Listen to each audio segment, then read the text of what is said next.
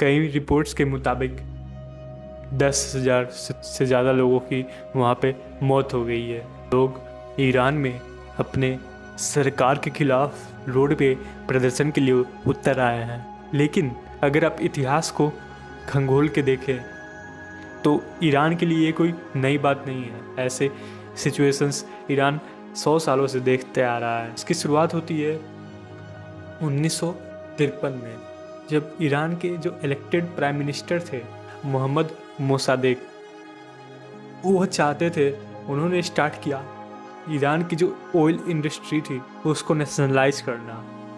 लेकिन ये बात ब्रिटेन को पसंद नहीं आई, क्योंकि उसके पहले वहाँ का ऑयल पे ब्रिटेन का कंट्रोल था। एंग्लो ब्रिटेन ऑयल कंपनी जो कि वहाँ के ऑयल ऑपरेशंस को कंट्रोल करती थी।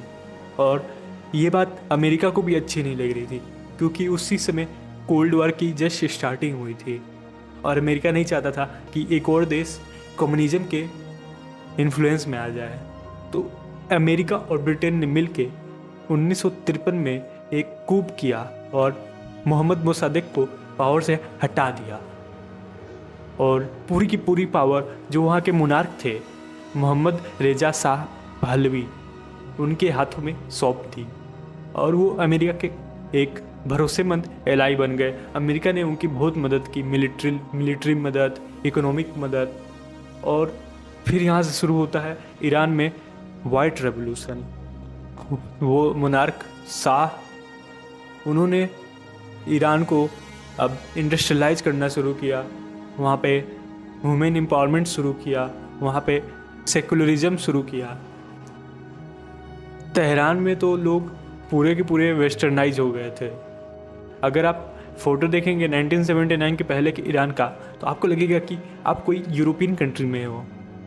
वहाँ पे लोग इस तरह वेस्टर्नाइज हो चुके थे। लेकिन ये बात ईरान के कंजर्वेटिव लोगों को अच्छी नहीं लग रही थी। इसी वजह से वहाँ के एक जो शिया रिलीजियस लीडर थे अयतुल्ला खोमेनी, उनको 1964 में एग्जाइल में जाना पड़ा।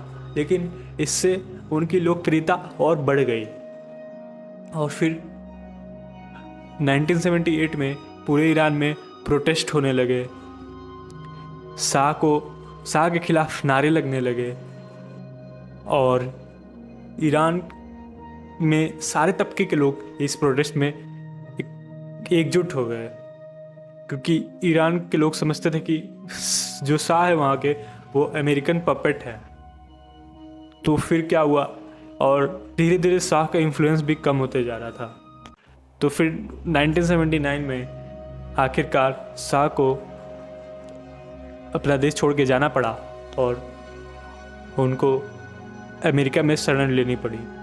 और फिर ईरान की कमान संभाली अयतुल्ला खोमेनी ने, जो कि ईरान के सुप्रीम लीडर बन गए और ईरान को बना दिया इस्लामिक रिपब्लिक ऑफ ईरान। अब ईरान शरिया से चलने लगा। लेकिन जो ईरान के लोगों ने सोचा था वैसा बिल्कुल नहीं हुआ। ईरान अभी भी ऑथोरिटेरियन बन के रह गया। वहाँ पे अभी भी डिसेंट को कुचल दिया जाता था। फिर भी लोग जैसे तैसे एडजस्ट करने लगे। लेकिन फिर 1999 में प्रेस फ्रीडम ना होने के खिलाफ वहाँ के स्टूडेंट्स प्रोटेस्ट करने लगे, लेकिन इसको भी सप्रेस कर दिया गया। फिर 2009 में इलेक्शन में कुछ धांधली हुई थी, तो उसके खिलाफ लोगों ने प्रोटेस्ट शुरू किया, जिसको ग्रीन मूवमेंट कहा जाता है, लेकिन इसको भी दबा दिया गया।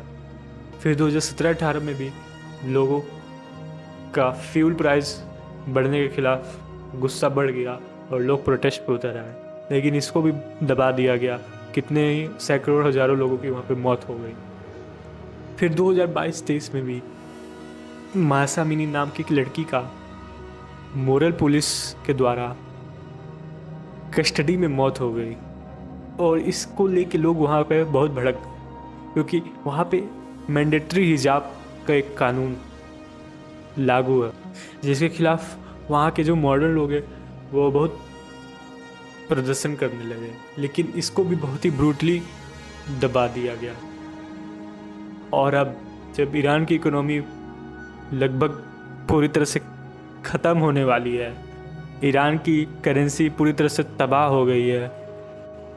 अब ईरान के लोग चाहते हैं कि इस रिजीम को ही बदल दिया जाए, और ईरान के लोग, सारे तबके के लोग ईरान में अब सड़क पर उतर आए हैं। और लेकिन इस प्रोटेस्ट को वहाँ की रिजीम बहुत ही ब्रूटली दबाना चाहती है। इसमें कई हज़ार लोगों की मौत हो चुकी है, लेकिन लोग वहाँ के मान नहीं रहे हैं।